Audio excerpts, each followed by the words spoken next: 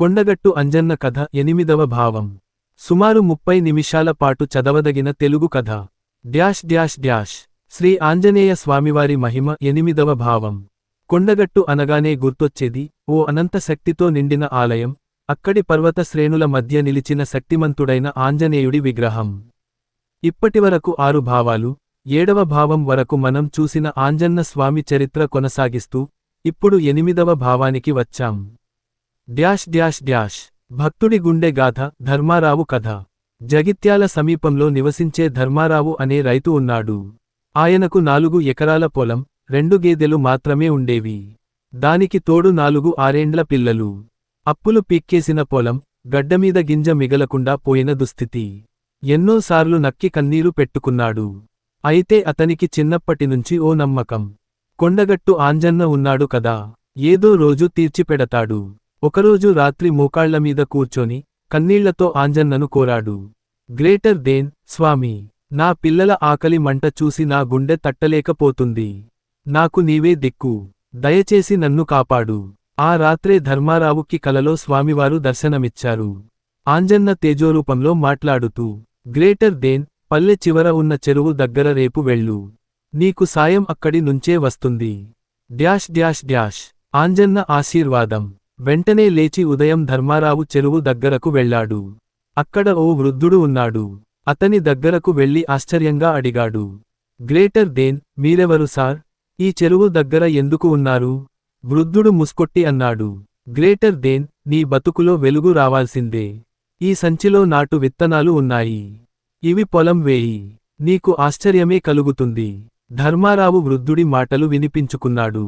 విత్తనాలు పొలంలో వేసి రోజూ వాటిని చూసుకుంటూ ఈసారి మాత్రం ఆశతో బతికాడు.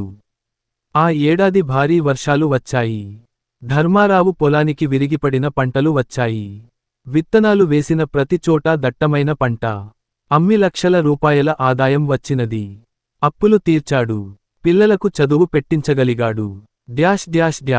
అది వృద్ధుడా, లేక ఆంజన్న స్వామేనా?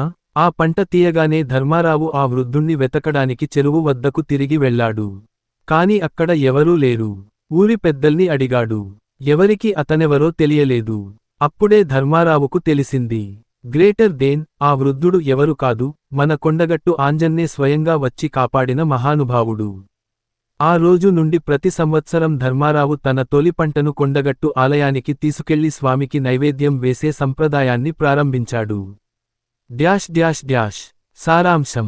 ఈ 8వ భావంలో భక్తుడి కడగండ్లలో స్వామి ఎలా ప్రత్యక్షమయ్యాడో చూశాం. ఆయన నమ్మకం ఎలా ఫలించింది చూశాం. ఆపదలో సాయం చేయువాడు అన్న ఆంజన్న వాక్యం ఎలా నిజమైందో చూశాం. కొండగట్టు ఆంజన్న స్వామికి నమ్మకంతో ప్రార్థించడి ఎవరైనా, ఆయన వారిని మరువడు. వేళలులో ఆలస్యం కావచ్చు, కానీ తీర్పు తప్పదు. కుడి చూపుడు వేలు. మీరు చెప్పినట్టు ఇది సుమారు 30 నిమిషాల పాటు చదవదగిన 8వ భావం. ఇలాంటివి ఇంకా కావాలంటే గమనంగా చెప్పండి. 9వ భావం సిద్ధం చేస్తాను. కొండగట్టు అంజన్న 9వ భావం. 3 గంటలు సూచించే గడియారం వ్యవధి, సుమారు 30 నిమిషాల కథ.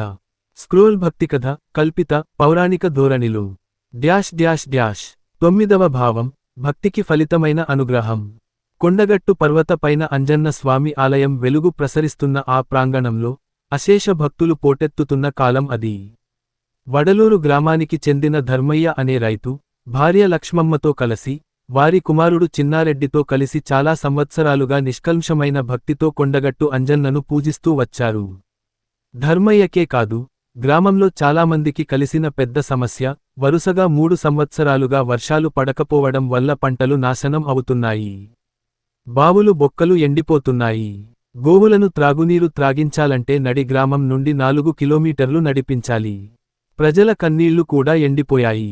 వాన కురుస్తున్న మేఘం వర్షం కోసం అంజన్న స్వామి పాదాలకు. ఆ సమయాన ధర్మయ్య గ్రామ పెద్దలతో కలిసి నిర్ణయం తీసుకున్నాడు. మన ఊరంతా కలిసి కొండగట్టు వెళ్లి స్వామివారిని ప్రార్థిద్దాం. వర్షాన్ని మనం మట్టిపాలు చేసినట్లు కోరుకుందాం అని అన్నాడు. ఆ ఊరంతా ఊరి బాట పరిగెత్తింది. పెద్దవాళ్లు, పిల్లలు, మహిళలు అందరూ కలసి కొండగట్టును చేరుకుని అంజన్న గుడిలో నిద్రలేని రాత్రులు గడిపారు. వారు చేసిన దీక్ష, వారం రోజుల పాటు ఉపవాసం, ప్రతిరోజూ గబ్బిలంపటి కుండలో నీరు తీసుకెళ్లి అభిషేకం. ప్రతి ఒక్కరూ తమ భక్తిని పాటలుగా, నృత్యాలుగా, అంజన్న వ్రతాలుగా వ్యక్తం చేశారు. మెరిసే నక్షత్రం అంజన్న కరోనా చూపిన ఘడియ. ఒక రాత్రి, మిగిలిన భక్తులు నిద్రలో ఉన్నప్పుడు ధర్మయ్య స్వప్నంలోకి అంజన్న స్వామి వచ్చాడు. ధర్మయ్య, నీ భక్తి నన్ను పులకింపజేసింది. నీ ఊరికి రానున్న పౌర్ణమి రాత్రి నుండి వర్షం కురుస్తుంది. నీ భక్తి నీకు తాళిదీయనివ్వదు. అదే రోజు ధర్మయ్య అప్పుడే లేచి స్వామివారికి నమస్కరించాడు. ఆ మాట గ్రామస్థులకు చెప్పాడు. మొదట కొంతమంది నమ్మలేదు. కాని ధర్మయ్యపై ఉన్న నమ్మకం వల్ల అందరూ ఆశతో ఎదురు చూశారు. వాన కురుస్తున్న మేఘం వర్షం కురిసిన రోజు. పౌర్ణమి రాత్రి వచ్చింది. ఆకాశం మబ్బులతో నిండింది. మెరుపులతో నింగి నర్తించసాగింది. కొంచెం తర్వాత భారీ వాన మొదలైంది. అది 1 గంట కాదు, 3 రోజులపాటు కురిసింది. బావులు నిండాయి.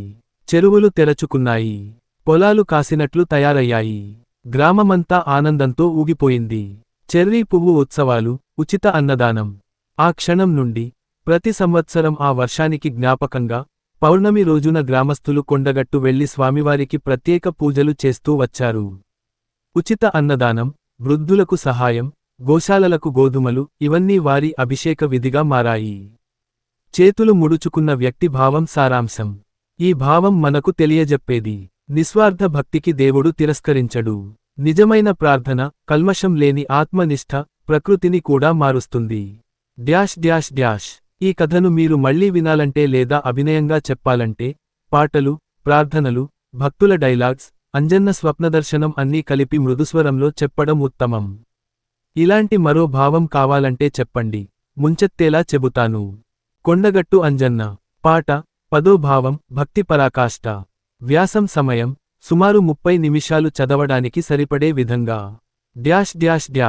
భాగం పేరు అంజన్నకు అంకితమైన జీవితం. కొండగట్టు అంజన్న స్వామి సన్నిధిలో భక్తులు చూపే భక్తి, నిబద్ధత ఇవన్నీ మానవ జీవితానికి మార్గదర్శకంగా నిలుస్తాయి. 10వ భావం ఈ ఆధ్యాత్మిక ప్రయాణంలో అత్యంత పరిపక్వ స్థాయి, ఇది భక్తి పరిపక్వతకు ప్రతీక. పరిచయం. అంజన్న భక్తుడిగా ఓ రైతు, పేరే వీరయ్య. అతని జీవితమంతా అంజన్న ఆశీస్సులతో నడిచింది. తల్లిదండ్రులు చిన్నతనంలోనే మరణించారు. గ్రామంలో పనులు చేసుకుంటూ బ్రతికాడు. చిన్నప్పటి నుంచే కొండగట్టు గుట్ట మీదకు వెళ్లి అంజన్నకు పూజలు చేస్తుండేవాడు. అంజన్న భక్తితో జీవితం. వీరయ్యకు చదువు ఎక్కువగా రాలేదు. కాని, అంజన్నపై ఉన్న భక్తితో అక్షరాలా వ్రాయడం నేర్చుకున్నాడు. ఏ రోజైనా పూజ చేయకుండా మానేవాడు కాదు. తన భూమిలో పంటల కంటే ముందుగా గుడిలో పూజే మొదట. ఒకసారి తీవ్ర వర్షాకాలం వచ్చింది. వరదలు వస్తున్నా, పొలాలు నాశనం అవుతున్నా, వీరయ్య మాత్రం గుట్ట మీద పూజకి వెళ్లకుండా ఉండలేకపోయాడు. గ్రామస్థులు చచ్చే ప్రమాదముందని హెచ్చరించినా, అతను అన్నాడు, అంజన్న నన్ను రక్షించడు అంటే ఇంకెవరు రక్షిస్తాడు? నాతో ఉన్నది ఆయనకే అంకితం. వర్షపు లోటు మధ్య అతను గుట్టమీదకు వెళ్లి భక్తితో పూజ చేసి వచ్చిన తర్వాత ఒక అద్భుతం జరిగింది. అతని పొలానికి నీరు నష్టం తక్కువగా జరిగింది. మిగిలిన పొలాలు నాశనం అయితే, వీరయ్య పొలం మాత్రం నిలిచిపోయింది. ఇదే అంజన్న దయగా భావించాడు అతను. వీరయ్య కథలో పరిపక్వ భక్తి లక్షణాలు. 1. నిరంతర భక్తి. అనేక కష్టాలు వచ్చినా, భక్తి మారదు. ప్రతిరోజు గుడి చేరేవాడు. 2. త్యాగభావం. తన ఆస్తి, శ్రమ అన్నిటినీ అంజన్నకు అంకితమయ్యాడు. 3. ఆత్మనివేదనం. తన ఇల్లు అంజన్నకు ఆలయం లాగా తయారు చేసుకున్నాడు. అక్కడే హరికథలు, భజనలు చేయించేవాడు. 4. మానవ సేవలో అంజన్న దర్శనం. పేదలకు అన్నదానం చేస్తూ, అంజన్న నైవేద్యం ఇది అని అన్నాడు. ఓ రోజు అద్భుతం. అంజన్న గుడిలో బ్రహ్మోత్సవాలు జరుగుతున్నాయి. భక్తుల కోసం వీరయ్య అన్నదాన కార్యక్రమం చేస్తూ మలుపుల్లో గుండా పడిపోయాడు. గ్రామస్థులు ఆసుపత్రికి తీసుకెళ్లారు. కాని అతను చెప్పిన మాట, ఇది నా శరీరం కాదు, అంజన్న సేవకి అంకితమైన పరికరం. ఇది చచ్చినా, నా ఆత్మ అంజన్న సేవలో ఉంటుంది. ఊహించని విధంగా, అతను పూర్తిగా కోలుకున్నాడు. తరువాతి రోజు గుడిలో పుష్పయాగంలో మొదటి పుష్పాన్ని అతనే సమర్పించేందుకు అర్చకుడు ఆహ్వానించాడు. భావం ముగింపు.